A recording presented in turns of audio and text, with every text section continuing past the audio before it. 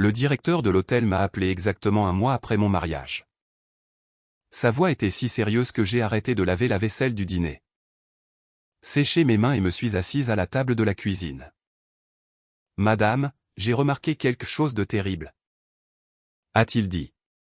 Il faut que vous veniez ici immédiatement, et s'il vous plaît. Ne le dites pas à votre mari. Pendant quelques secondes, j'ai cru qu'il s'était trompé de personne. Je m'appelle Rachel Bennett. J'avais 48 ans et j'étais marié à Daniel depuis 31 jours. 31. Les cartes de remerciement du mariage étaient encore empilées dans notre chambre d'amis. 2 cadeaux non ouverts se trouvaient à côté et un morceau de notre gâteau de mariage était enveloppé dans du papier d'aluminium au congélateur. Alors, lorsque le directeur de l'hôtel où nous nous étions mariés m'a demandé de ne rien dire à mon nouveau mari au sujet de quelque chose qu'il avait découvert, ma première pensée a été que quelqu'un avait volé quelque chose. Que s'est-il passé? Ai-je demandé. Je préférerais vous le montrer. A-t-il répondu. Cette réponse m'a noué l'estomac. L'hôtel était le Hawthorne Hotel, dans le centre-ville de Columbus, Ohio, où Daniel et moi avions organisé notre réception. C'était un vieux bâtiment en briques avec de hautes fenêtres et des boiseries sombres. Environ 70 personnes y avaient assisté. Ma sœur avait pleuré pendant la cérémonie. Le frère de Daniel s'était ridiculisé sur la piste de danse. Une vieille amie de ma mère s'était plainte que le poulet était sec. Puis était revenue se resservir. Tout cela avait été ordinaire de la meilleure façon qui soit. Du moins, c'est ce que je croyais. J'ai conduit jusqu'au centre-ville cet après-midi-là et me suis garé dans le parking situé en face de l'hôtel. Je suis resté assise dans ma voiture pendant presque une minute complète avant de sortir. J'ai failli appeler Daniel. C'était la partie étrange. Même à ce moment-là, mon premier instinct était encore de le dire à mon mari. Je ne l'ai pas fait. Je suis entré dans le hall et j'ai trouvé un homme d'une 60aine d'années qui m'attendait. Madame Bennett. Oui. Je suis Frank Miller. Je suis le directeur général. Il m'a serré la main rapidement. Je vous remercie de m'avoir appelé. Frank.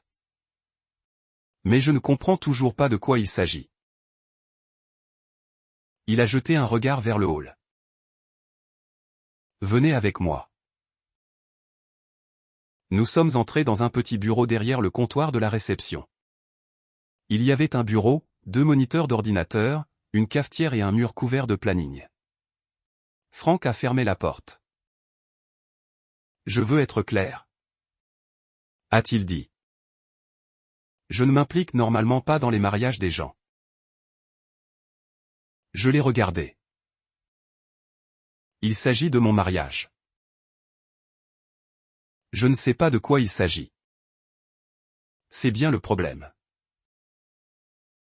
Il a ouvert un système de sécurité sur l'ordinateur. Après votre mariage, l'un de nos employés a signalé la disparition d'une carte clé. Nous avons visionné les images du couloir et avons remarqué quelque chose d'inhabituel. Il a cliqué sur plusieurs enregistrements. Puis j'ai vu Daniel. Il était 22h47 le soir de notre mariage. Daniel marchait dans un couloir. Je me souvenais à peine. Il n'était pas seul. Une femme en manteau bleu foncé le suivait. Je me suis penché plus près. Qui est-elle? Frank n'a pas répondu. La femme a rattrapé Daniel près d'une entrée de service. Il a regardé autour de lui avant d'ouvrir une porte. Puis tous les deux ont disparu dans une salle de réunion privée. Je fixais l'écran.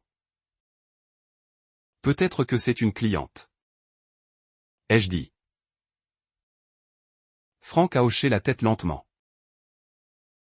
C'est possible. Mais elle n'était pas inscrite avec votre groupe de mariage. Il a cliqué sur une autre caméra. 20 minutes plus tard, Daniel est sorti. La femme l'a suivi. Daniel tenait une grande enveloppe brune. J'ai senti quelque chose basculer en moi. Pas encore de panique. Juste la réalisation que je n'avais jamais vu cette enveloppe. Qu'y a-t-il dedans? Je ne sais pas. Alors pourquoi m'avez-vous appelé? Franck? Il a marqué une pause. À cause de qui est cette femme? Il a agrandi l'image. Son visage est devenu plus net. Je la connaissais. Ma bouche s'est asséchée. C'est Karen Wallace. Franck m'a regardé. Vous êtes sûr?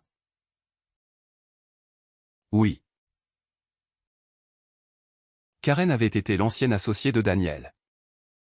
Pendant notre fréquentation, il m'avait dit qu'ils avaient eu un désaccord professionnel.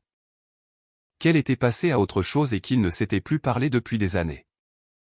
Il n'avait jamais mentionné qu'elle était venue à notre mariage. Jamais. J'ai regardé l'extrait à nouveau.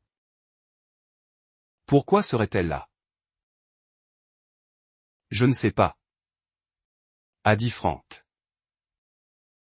Les avez-vous vus se disputer? Non. Les avez-vous vus s'embrasser? Non. Cela aurait dû me rassurer. Ce n'était pas le cas. Franck m'a montré un autre extrait. Karen s'était approchée du comptoir de la réception plus tôt dans la soirée. L'audio n'était pas disponible? Mais l'employé se souvenait qu'elle avait demandé Daniel Bennett par son nom complet. Je me suis renversé en arrière. Elle était venue le chercher à mon mariage. Franck a imprimé une image fixe des images et me l'a tendue. Je vous donne ceci parce que je pense que vous devez savoir ce qui s'est passé. Mais je ne peux pas vous dire ce que cela signifie. J'ai plié la photo et l'ai mise dans mon sac. Que pensez-vous que je devrais faire? Franck m'a regardé. Si c'était moi. Je découvrirais ce qu'il y a dans cette enveloppe avant de poser des questions. Sur le chemin du retour, j'ai laissé la radio éteinte. J'ai passé la sortie vers Dublin et j'ai essayé de me convaincre que je réagissais de façon excessive. Une femme du passé de mon mari était apparue à notre mariage. Ils s'étaient rencontrés en privé. Il y avait eu une enveloppe. C'était tout ce que je savais. Quand je suis rentré, Daniel était assis à l'îlot de la cuisine, en train de manger une part de notre gâteau de mariage directement sorti du congélateur. Il a levé les yeux et a souri. Salut. Ma belle. Où étais-tu? Juste quelques courses. Il a hoché la tête. Tu veux du gâteau? J'ai failli rire. Au lieu de cela, j'ai regardé l'homme à qui j'avais promis de faire confiance pour le reste de ma vie. Cette nuit-là, pendant que Daniel prenait sa douche, j'ai vérifié son téléphone. Je savais que je n'aurais pas dû. Ses messages ne montraient rien d'évident. Ni ses appels récents. Pendant quelques minutes, j'ai eu honte de moi-même. Peut-être inventais-je un problème. Puis j'ai remarqué l'ordinateur de la maison. Le mot de passe avait été changé. C'était l'ordinateur où nous gardions notre budget familial, nos dossiers fiscaux et nos documents financiers. J'ai essayé l'ancien mot de passe. Ça n'a pas fonctionné. J'ai fixé l'écran, et pour la première fois, je me suis demandé ce que mon mari avait décidé que je n'avais plus besoin de voir. Pendant la semaine suivante, j'ai fait quelque chose pour lequel je n'avais jamais été particulièrement doué. J'ai fait semblant que tout était normal. Chaque matin, Daniel entrait dans la cuisine pendant que je préparais le café. Il l'aimait avec 2 sucres et juste un peu de demi-crème. J'avais commencé à garder le petit carton sur la porte du réfrigérateur parce qu'il se plaignait que la crème froide donnait à son café un goût de café de routier. Cette semaine-là, j'en ai versé quand même. Il m'embrassait avant de partir au travail. Il m'envoyait un texto vers midi. Il me demandait ce que nous devrions manger pour le dîner. De l'extérieur. Nous ressemblions probablement à un couple de jeunes mariés qui s'installait dans une routine confortable. Dans ma tête, je rejouais en boucle une vidéo de sécurité de 20 minutes. Daniel, Karen Wallace, une enveloppe brune et une salle privée lors de notre réception de mariage. J'ai gardé la photographie que Franck m'avait donnée à l'intérieur d'un vieux livre de recettes dans la cuisine. Je ne sais pas pourquoi j'ai choisi cet endroit. Peut-être parce que Daniel ne cuisinait jamais. C'était une petite chose sur laquelle je pouvais encore compter. Le mardi matin, j'ai appelé mon amie Linda Harris. Linda avait 56 ans et avait travaillé dans le bureau à côté du mien pendant des années. Elle avait une façon pratique de regarder les problèmes qui m'irritaient parfois et m'aidaient presque toujours. Nous nous sommes retrouvés dans un Panera Bread à Dublin pendant ma pause déjeuner. Linda a remué son café et a écouté sans m'interrompre. Quand j'ai terminé, elle a demandé. As-tu des preuves que ton mari a une liaison? As-tu des preuves qu'il te vole? Non. Alors ne l'accuse de ni l'un ni l'autre. Je l'ai regardé. C'est ton conseil. Mon conseil, c'est d'arrêter de deviner et de commencer à faire attention. Elle a pris une bouchée de son sandwich. Et ne fait rien de stupide. J'ai vérifié son téléphone. C'était stupide. Je sais. Tu as trouvé quelque chose? Non. Alors tu as de la chance. J'ai ri malgré moi. Linda a souri. Rachel? Tu es mariée. Tu n'as pas besoin de devenir détective parce qu'une femme en manteau bleu est apparue à ta réception. Mais tu n'as pas non plus besoin d'ignorer quelque chose qui te dérange. Cet après-midi-là, j'ai commencé par notre compte bancaire. Daniel et moi avions ouvert un compte joint après le mariage. Je m'occupais de la plupart des factures du ménage parce que j'avais toujours été la plus organisée. Les premières transactions semblaient ordinaires. Essence, courses, électricité, un paiement à Nationwide. Puis j'ai remarqué plusieurs virements. $200, $300, $400. Ce n'étaient pas d'énormes montants, mais ils étaient fréquents. La description indiquait des choses comme « consulting » et « remboursement ». J'ai continué à faire défiler. Puis j'en ai vu un de $8500. Mon doigt s'est arrêté sur l'écran. J'ai pris une capture d'écran. Quand Daniel est rentré ce soir-là, j'ai attendu après le dîner. Nous étions assis sur le canapé en train de regarder un vieux épisode de Blue Blood. Quand j'ai dit le plus naturellement possible. C'était quoi? Le paiement de consulting de $8500? Il ne m'a pas regardé. Quel paiement? Du compte joint. Il a tendu la main vers la télécommande et a baissé le volume de la télévision. C'est une dépense professionnelle. De quel genre? Rachel?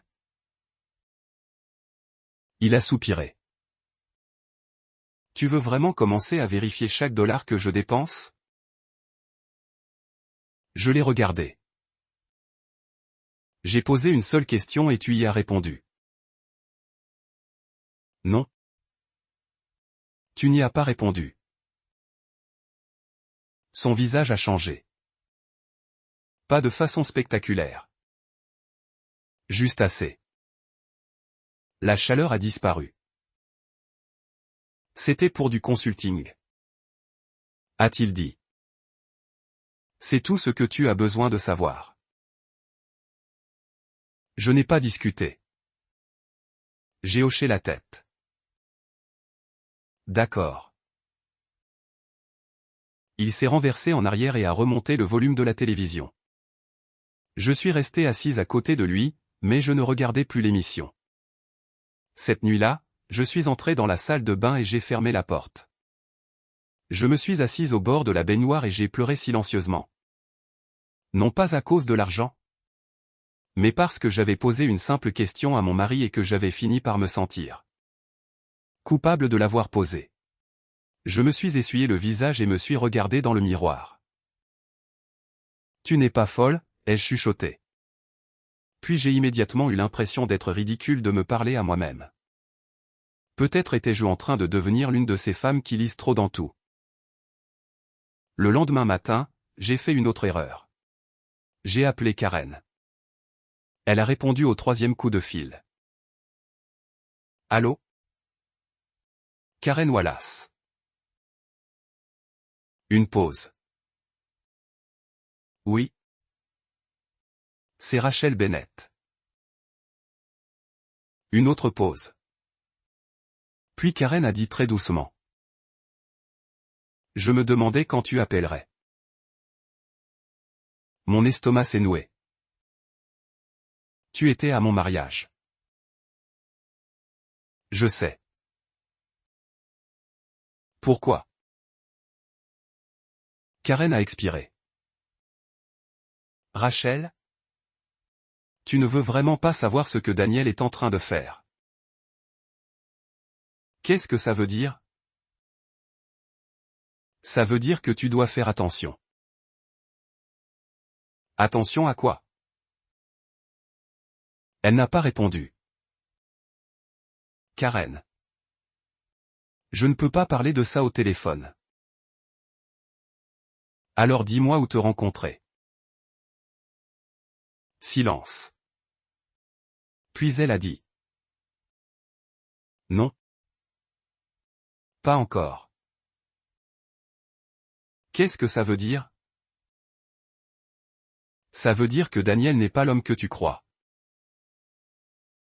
La ligne s'est coupée. J'ai rappelé. Pas de réponse. J'ai rappelé encore. Toujours rien. Au moment où Daniel est rentré ce soir-là, je m'étais convaincu que je devais lui parler. Au lieu de cela, il est entré par la porte d'entrée en portant des fleurs. Qu'est-ce que c'est? Ai-je demandé. Juste comme ça. Il m'a embrassé sur le front. Tu as l'air stressé. J'ai regardé les fleurs. Puis lui. Je vais bien. Il a souri. Tu sais que tu peux me faire confiance. N'est-ce pas? Il y avait cette phrase. J'avais tellement envie de le croire que, pendant une seconde, j'y ai presque cru. Puis je me suis souvenu de l'enveloppe brune. 3 jours plus tard. Je suis retourné au Hawthorne Hotel. Frank a eu l'air surpris de me voir.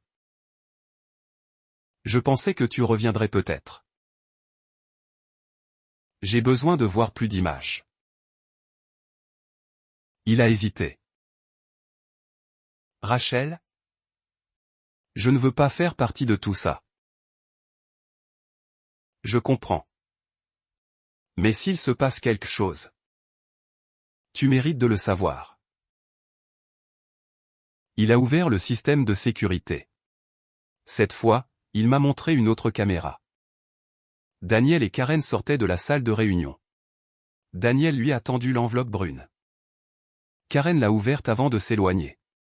Frank a zoomé. L'image n'était pas parfaite, mais je pouvais distinguer plusieurs lignes de texte. Mon nom, Rachel Bennett. Puis une autre ligne. Bennett Property Holdings. J'ai fixé l'écran. Qu'est-ce que c'est? Frank a secoué la tête. Je ne sais pas. Moi, si. Ou du moins, je le pensais. Ma mère m'avait laissé une petite propriété commerciale à Westerville à sa mort. Je n'avais jamais considéré cela comme une fortune. C'était simplement quelque chose que ma mère voulait que j'aie. Daniel le savait, mais je ne lui avais jamais dit la valeur exacte. J'ai remercié Frank et suis rentré chez moi. J'ai ouvert mon ordinateur portable et j'ai cherché dans les registres immobiliers du comté de Franklin. Les premières pages étaient ennuyeuses. Puis je l'ai trouvée, une nouvelle entité commerciale, Bennett Property Holdings LLC. La date de dépôt était 6 mois avant mon mariage. J'ai fixé l'écran. 6 mois avant que Daniel et moi ayons échangé nos vœux. Avant même que nous ayons envoyé les invitations, avant que j'aie acheté ma robe de mariée. J'ai entendu la porte d'entrée s'ouvrir. Daniel était rentré plus tôt. Il est entré dans la pièce et a vu mon ordinateur portable. Son visage s'est complètement figé. « Qu'est-ce que tu regardes ?» J'ai fermé l'écran. Rien. Il n'a pas souri. Pendant plusieurs secondes. Aucun de nous n'a parlé. Puis Daniel a dit. « Rachel ? Qu'est-ce que tu as exactement fait ?» Et j'ai réalisé quelque chose. Il ne demandait pas parce qu'il était inquiet. Il demandait parce qu'il avait peur. Je n'ai pas répondu à la question de Daniel. J'ai juste fermé l'ordinateur portable et dit. Je suis fatigué. Je vais me coucher. Il est resté là un moment. Puis il m'a fait un petit sourire étrange. D'accord. Ce seul mot m'a suivi en haut. Je pouvais l'entendre bouger dans la cuisine pendant que je me changeais en pyjama. Une armoire s'est ouverte. De l'eau a coulé. Un verre a claqué contre le comptoir. Des bruits normaux. C'est ce qui rendait tout si troublant. Rien dans notre maison n'avait l'air différent. La photo de mariage encadrée était toujours sur la cheminée. Mes chaussures étaient toujours près de la porte de derrière. Les clubs de golf de Daniel étaient toujours appuyés contre le mur du garage parce qu'ils ne rangeaient jamais rien correctement. Mais je regardais tout cela différemment. Le lendemain matin, j'ai appelé une avocate. Elle s'appelait Suzanne Harper. Elle avait 59 ans, un cabinet à Dublin. Et m'avait été fortement recommandée par une femme de mon cabinet dentaire qui avait traversé un divorce compliqué 2 ans plus tôt. Suzanne ne m'a pas demandé de lui raconter tous les détails au téléphone. Elle a simplement dit. Apportez tous les documents que vous avez. Ne changez ni ne supprimez rien. Je l'ai rencontré cet après-midi-là. Son cabinet se trouvait dans un calme bâtiment en briques près de Riverside Drive. Il y avait un bol de pastilles à la menthe sur le bureau de la réception et une photo encadrée de l'Ohio State dans le couloir. J'ai tendu à Suzanne les registres de propriété. Elle les a lus 2 fois. Puis elle m'a regardé. Rachel ? Quand vous êtes-vous mariée ? Il y a 36 jours. Et quand cette LLC a-t-elle été créée ? J'ai baissé les yeux. 6 mois avant le mariage. Suzanne a hoché la tête. Cela compte. Ma gorge s'est serrée. Qu'est-ce que cela signifie ? Cela signifie que ce n'est pas quelque chose que Daniel a créé après votre mariage. Quel que soit le but, il y pensait avant le mariage. Je l'ai regardé. Alors ? Il a planifié ça. Je ne sais pas encore. Elle s'est renversée en arrière. Et je ne veux pas que vous décidiez de cela avant d'avoir des preuves. J'ai apprécié cela. J'avais besoin de quelqu'un qui n'allait pas me dire ce que je voulais entendre. Suzanne m'a interrogé sur la propriété de ma mère. J'ai expliqué que ma mère m'avait laissé un petit immeuble commercial à Westerville. Il y avait 2 locaux commerciaux au rez-de-chaussée et 3 bureaux à l'étage. Une agence d'assurance locale louait l'un des espaces et un préparateur d'impôts en louait un autre. Je ne m'étais jamais considéré comme riche grâce à cela. C'était simplement le cadeau de ma mère. Suzanne m'a demandé combien cela valait. Je ne sais vraiment pas. Elle a levé un sourcil. J'ai ri. Je sais. Ce n'est probablement pas une très bonne réponse. C'est peut-être la réponse la plus importante que vous m'avez donnée. Elle a consulté quelques registres. La propriété valait considérablement plus que ce que je réalisais. Je me suis senti malade. Daniel le savait. Je le lui avais dit pendant nos fiançailles. Alors que nous étions assis dans un Cracker Barrel près de Newark. Je me souvenais de la conversation parce qu'il avait posé des questions sur la succession de ma mère. Il avait dit. C'est merveilleux. Ta mère a vraiment pris soin de toi. À l'époque, j'avais pensé qu'il était gentil. Maintenant, je me souvenais de toutes les questions qu'il avait posées. Combien cela rapportait-il? Y avait-il une hypothèque? Qui s'occupait des baux? La propriété était-elle à mon nom? J'avais répondu à toutes. Suzanne m'a demandé d'écrire tout ce dont je me souvenais de ces conversations. Je l'ai fait. Puis elle m'a interrogé sur Karen Wallace. Je lui ai dit ce que Daniel avait dit. Suzanne a pris une note. Ne contactez plus Karen. Je l'ai déjà fait. Je sais. C'est pourquoi je vous dis de ne plus le faire. J'ai hoché la tête. Suzanne m'a également dit de ne pas déplacer d'argent, d'annuler des comptes. De confronter Daniel ou d'enregistrer secrètement des conversations privées. Laissez-le continuer à se comporter normalement. A-t-elle dit. Moins il en sait sur ce que vous faites, mieux c'est. C'était plus facile à dire qu'à faire. Cette nuit-là, Daniel a préparé le dîner. Des poitrines de poulet, des pommes de terre rôties et des haricots verts. Il a même lavé la vaisselle ensuite. Puis il est venu me masser les épaules pendant que nous étions dans la cuisine. Tu as été silencieux ces derniers temps. A-t-il dit.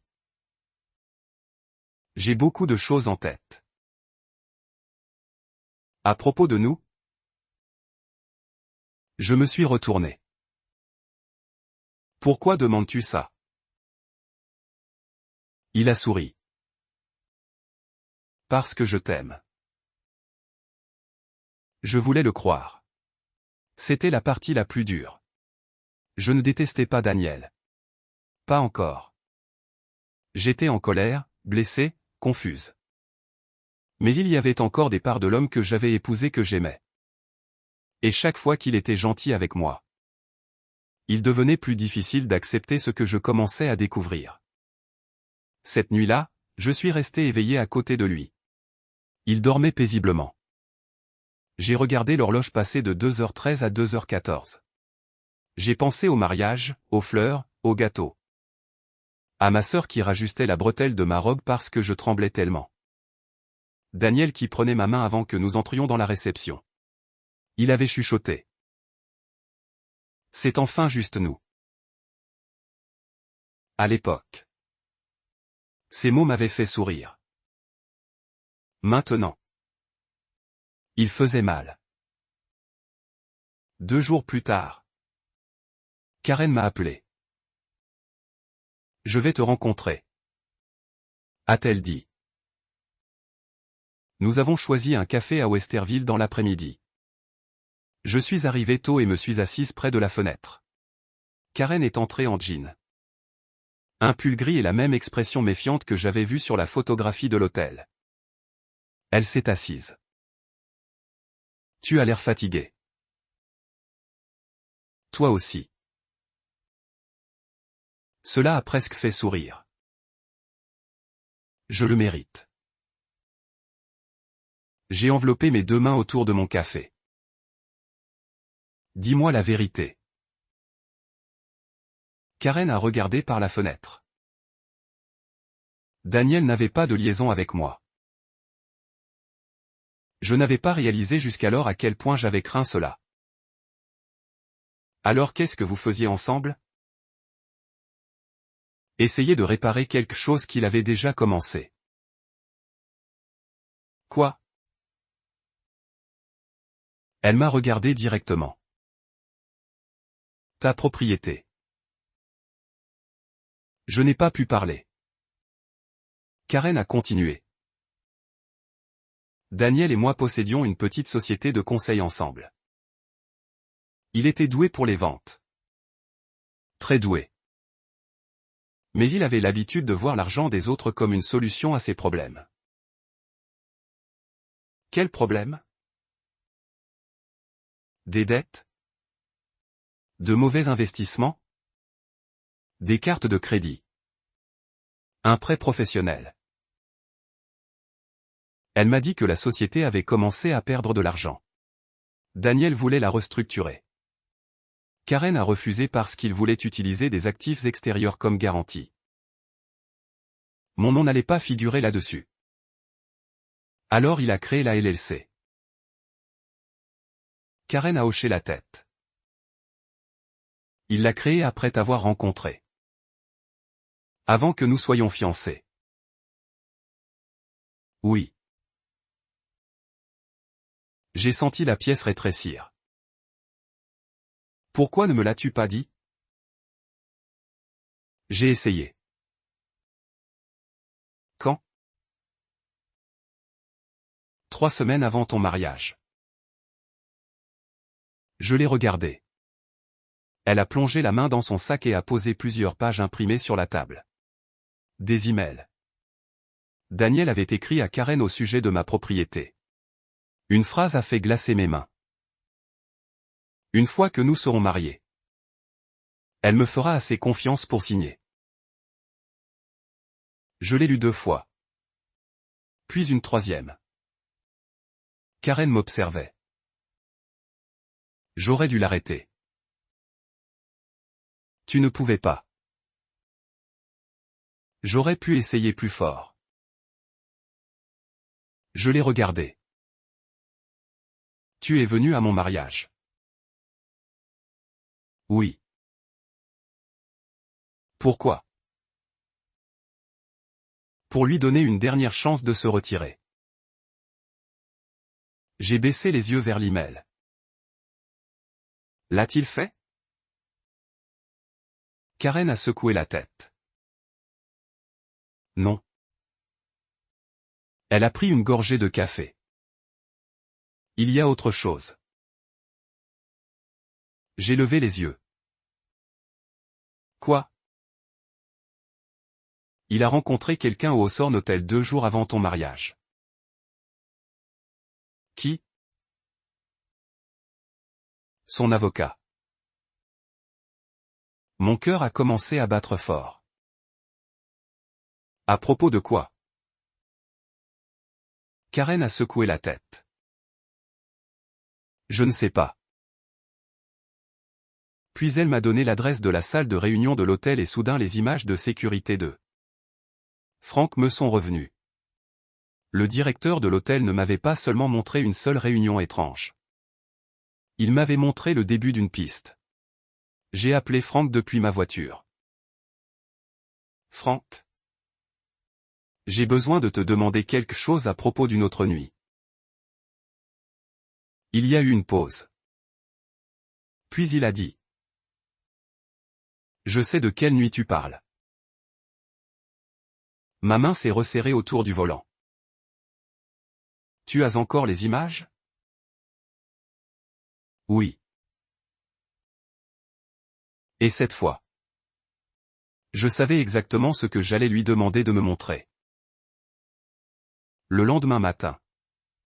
Je suis resté assise dans ma voiture devant le Hawthorne Hotel pendant presque 20 minutes avant d'entrer. J'avais le sentiment le plus étrange qu'une fois que je repasserais ces portes, il n'y aurait plus de retour en arrière. Franck m'attendait. Il avait l'air plus sérieux que la première fois. Tu es sûr de vouloir voir ça? Oui. Il a hoché la tête et m'a fait entrer dans le bureau. Ces images datent de 2 jours avant ton mariage. Il a ouvert l'enregistrement. L'horodatage indiquait 20h16. Daniel est entré dans l'hôtel en costume bleu marine.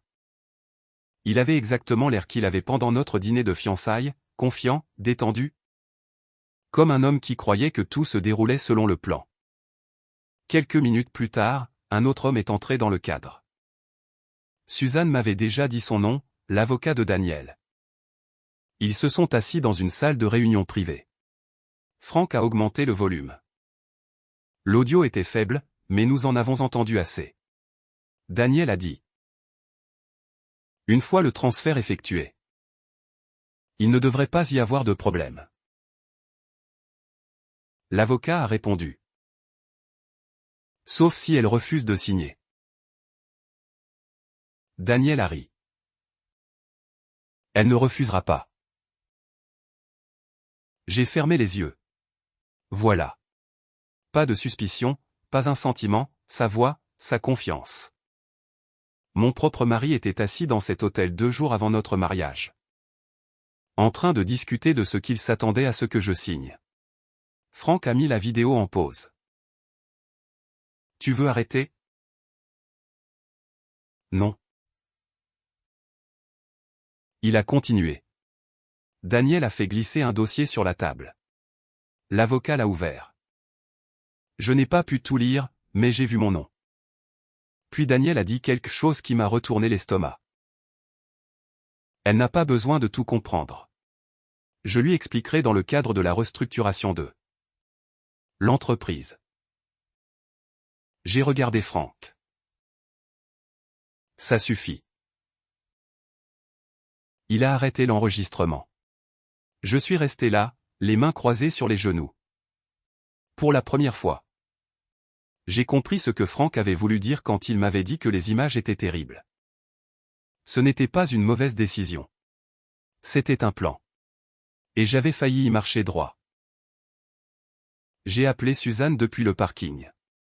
Elle a écouté sans m'interrompre. Quand j'ai terminé, elle a dit « Ne le confrontez pas. » Je n'en avais pas l'intention. Bien. Que se passe-t-il maintenant? Maintenant. Nous documentons tout. C'était la réponse la moins dramatique imaginable. C'était aussi exactement ce dont j'avais besoin. Au cours des jours suivants, Suzanne m'a aidé à obtenir des copies des registres publics et des documents financiers auxquels nous avions légalement le droit d'accéder.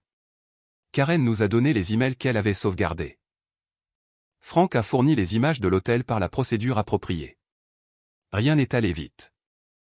C'était l'une des parties les plus dures. Je voulais que Daniel soit exposé immédiatement. Au lieu de cela, j'ai dû attendre. J'ai dû dîner avec lui. J'ai dû l'écouter parler de son travail. J'ai dû faire semblant de ne pas compter chaque mensonge. Un soir, il est rentré avec un sac d'épicerie. J'ai pris les céréales que tu aimes. J'ai regardé la boîte. One Cheerio. Quelque chose de si ordinaire que cela a failli me briser. Merci. Il a souri. Ça va? Oui. Il m'a embrassé sur la joue. Je suis resté là et les laissé faire. Puis il a dit. Je pense que nous devrions refinancer la maison. Mon corps s'est figé. Pourquoi? Pour baisser le paiement. Libérer un peu d'argent. Qu'est-ce qu'on en ferait? L'investir. Je l'ai regardé. Il n'avait aucune idée de ce que je savais. Laisse-moi y réfléchir. Il a froncé les sourcils. Pourquoi dois-tu toujours réfléchir à tout? Parce que c'est une grande décision. Il s'est éloigné. Je suis entré dans la salle de bain et j'ai fermé la porte. Je me suis regardé dans le miroir. J'avais 48 ans. J'avais construit une vie avant Daniel. Une carrière, une maison, des amis, une relation avec ma sœur. Une confiance tranquille que je n'avais même pas réalisé posséder. Et d'une façon ou d'une autre, en un mois. J'avais commencé à me demander si j'avais le droit de dire non à mon propre mari. Cette réalisation a fait plus mal que la trahison financière. 2 semaines plus tard, Daniel a annoncé qu'il voulait dîner avec les deux familles. Rien de formel, a-t-il dit. Juste un dîner. J'ai su immédiatement qu'il préparait le terrain. Il voulait que sa famille le voie comme le mari responsable et moi comme l'épouse difficile. Suzanne a été d'accord. Laissez-le parler, a-t-elle dit. Le dîner a eu lieu dans une salle privée d'un restaurant près d'Easton Town Center. Nous étions 12. Ma sœur était là. Le frère de Daniel était là. Karen était assise à l'autre bout de la salle. Frank se tenait près de l'entrée. Daniel l'a regardé et a froncé les sourcils. Qu'est-ce qu'il fait ici? Frank a répondu calmement. Rachel m'a demandé de venir. Daniel m'a regardé. Je n'ai rien dit. Le dîner a commencé tranquillement. Puis Daniel s'est levé. Il a levé son verre. J'ai épousé Rachel parce que je l'aime. Ma sœur a baissé les yeux vers son assiette. J'ai gardé les mains croisées. Daniel a continué. Nous avons eu quelques difficultés à nous adapter à la vie conjugale. Puis il m'a regardé. Rachel a été sous beaucoup de stress ces derniers temps. Elle est devenue méfiante à l'égard d'eux. Décision financière normale. Voilà l'histoire qu'il avait préparée. Il a posé un dossier sur la table. Je pense que nous devons simplifier les choses. Il a poussé le dossier vers moi. Je veux juste que nous combinions tout correctement. J'ai regardé les papiers. Puis j'ai regardé autour de la table. Je pense que tout le monde devrait voir quelque chose d'abord. Le visage de Daniel a changé. J'ai fait un signe de tête vers Frank. Il a branché son ordinateur portable à la télévision. La première vidéo est apparue. Daniel rencontrant Karen le soir de notre mariage. La salle s'est tue. Puis est venu le deuxième extrait. Daniel tendant à Karen l'enveloppe brune. Quelqu'un a chuchoté. Qu'est-ce que c'est que ce bordel? Daniel s'est levé. C'est complètement hors contexte. Je n'ai pas répondu. J'ai posé les registres de propriété sur la table. La LLC a été créée 6 mois avant notre mariage. Daniel a secoué la tête. Ça ne veut rien dire. J'ai placé l'email que Karen m'avait donné à côté. Il a lu la première ligne. Son visage a pâli. Ma sœur l'a ramassé. Elle l'a lu à voix haute. Une fois que nous serons mariés, elle me fera assez confiance pour signer. Personne n'a bougé. Daniel a regardé Karen. C'est toi qui as fait ça. Karen s'est levée. Tu te le laisses fait à toi-même. Le frère de Daniel le fixait. Tu savais pour sa propriété avant de l'épouser.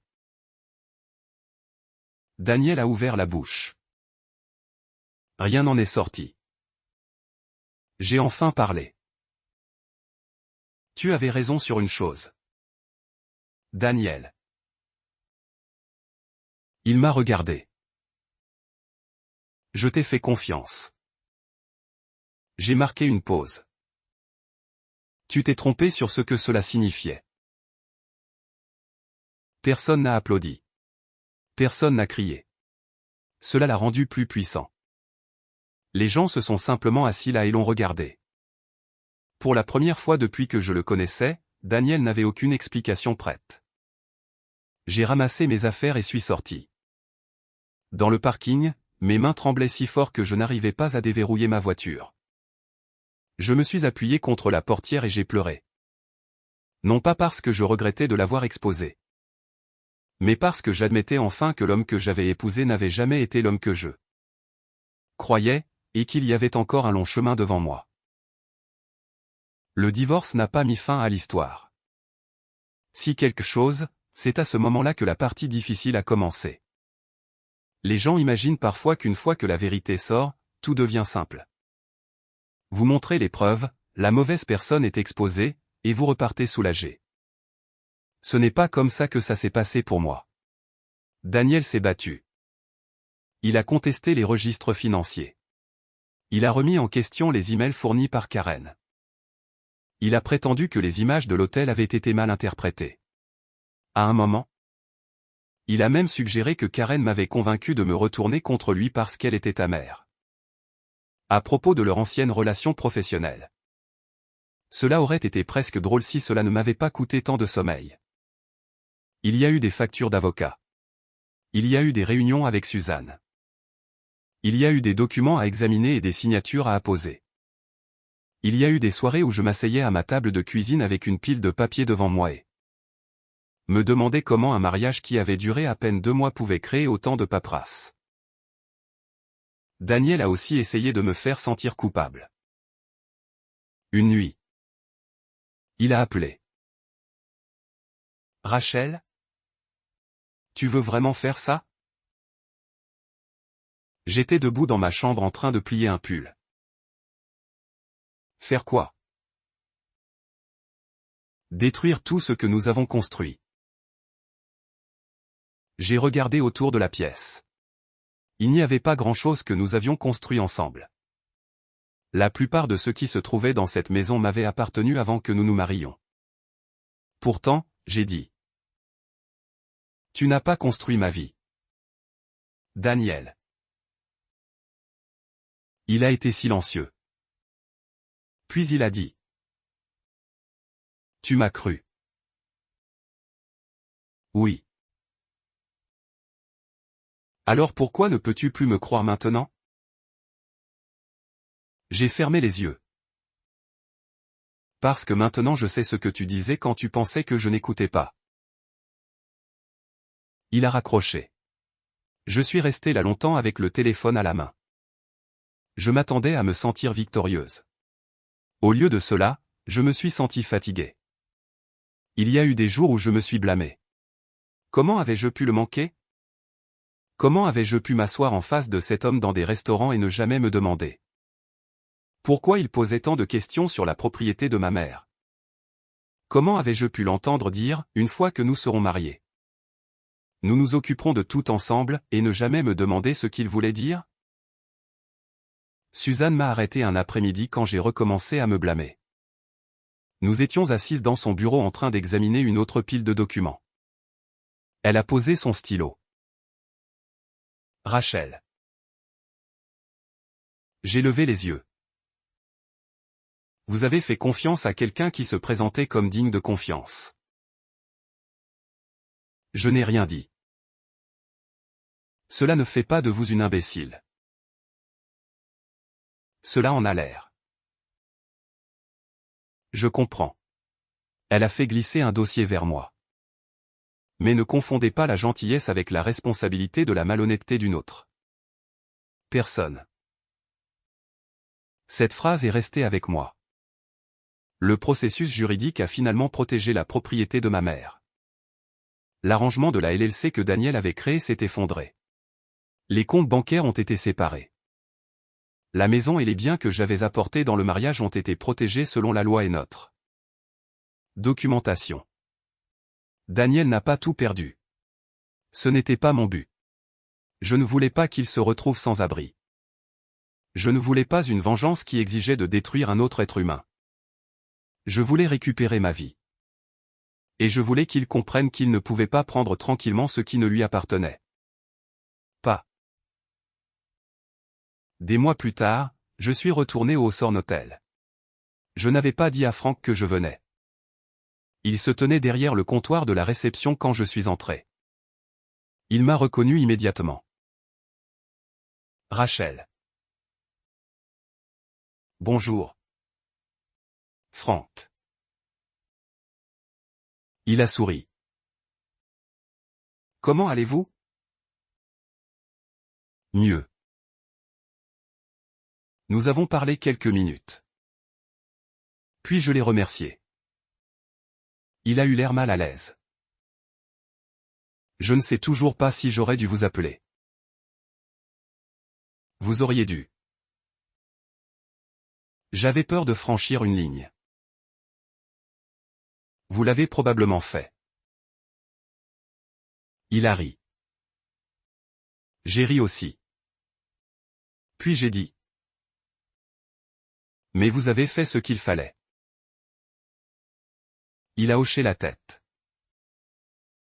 J'ai juste montré ce que nous avions. Non. Ai-je dit. Vous m'avez montré quelque chose que je n'étais pas prête à voir. Avant de partir, j'ai traversé le même bois sombre, les mêmes luminaires en laiton. Le même piano près de l'entrée. Cela me semblait plus petit que je m'en souvenais. Peut-être parce que la première fois que j'avais franchi ces portes. Je pensais entrer dans le début de ma nouvelle vie. Maintenant je comprenais que j'étais entré dans l'endroit où j'allais finalement découvrir la vérité. Quand je suis rentré chez moi, j'ai ouvert le placard et j'ai trouvé la photographie de mariage. Je l'ai regardée. Me voilà, 48 ans, souriante, tenant des fleurs, debout à côté d'un homme que je croyais connaître. Pendant longtemps, je n'ai pas pu regarder cette photo sans me sentir embarrassé. Puis quelque chose a changé. J'ai cessé de plaindre la femme sur la photographie. Elle ne savait pas. Elle avait aimé quelqu'un. Elle avait cru ce qu'il lui disait. Il n'y avait rien de honteux à cela. J'ai mis la photographie dans une boîte. Je ne l'ai pas jetée. Je l'ai gardée parce que je voulais me souvenir de quelque chose d'important. Pas de Daniel. De moi. La femme que j'avais été avant que tout s'effondre. La femme qui avait peut-être fait trop facilement confiance, mais aussi la femme qui, lorsque la vérité est enfin apparue, a eu le courage de l'affronter. Quelques mois plus tard, Linda et moi avons commencé à prendre un café le samedi matin. Parfois nous nous asseyions chez Panera. Parfois nous prenions un café chez Starbucks et marchions dans le quartier historique de Dublin-Sea. Le temps le permettait. Elle ne m'a jamais demandé si je regrettais d'avoir épousé Daniel. Un matin, elle l'a finalement fait. J'y ai réfléchi. Non. Ai-je dit. Elle a eu l'air surprise. Vraiment? Je regrette d'avoir épousé le mauvais homme. J'ai souri. Mais je ne regrette pas d'avoir appris que je peux survivre à m'être trompé sur quelqu'un. Linda a hoché la tête. Ça ressemble à quelque chose que Suzanne dirait. J'ai ri. Probablement. Ma vie est devenue plus calme après cela. Je suis retourné au travail. J'ai commencé à faire des voyages le week-end. J'ai rendu visite à ma sœur plus souvent. J'ai enfin nettoyé la chambre d'amis où nous avions entassé tous les cadeaux de mariage. J'ai même appris à apprécier de dîner seul. Cela m'a surprise. Avant Daniel, j'avais toujours eu peur que être seul signifie que quelque chose manquait. Maintenant je comprenais que parfois être seul signifiait simplement qu'il y avait de la place pour respirer. En regardant en arrière, l'appel téléphonique de Frank n'a pas détruit mon mariage. Il m'a donné la chance de le voir clairement. S'il n'avait pas appelé, j'aurais peut-être signé ses papiers. J'aurais peut-être refinancé la maison. J'aurais peut-être transféré le contrôle de la propriété de ma mère sans comprendre ce que je faisais. J'aurais peut-être passé des années à me demander pourquoi l'homme que j'aimais ne cessait de me demander de plus en plus. Au lieu de cela, j'ai reçu un avertissement. Et cette fois, j'ai écouté. J'ai appris que faire confiance à quelqu'un ne signifie pas ignorer les petites choses qui n'ont pas de sens. Et se protéger ne signifie pas devenir amer. Parfois, cela signifie simplement poser une question de plus. Si vous avez déjà eu un moment où quelque chose ne vous semblait pas juste, j'espère que vous vous souviendrez que vous n'avez pas à faire taire ce sentiment juste pour garder la paix. Et si mon histoire a compté pour vous, Je serais heureuse de savoir ce que vous en avez retiré. Pour moi, la plus grande vengeance n'a pas été de regarder Daniel perdre son plan. Cela a été de me réveiller un matin et de réaliser que j'avais cessé d'avoir peur d'être seul. J'avais ma maison, mon travail, ma famille, ma dignité, et enfin ma vie.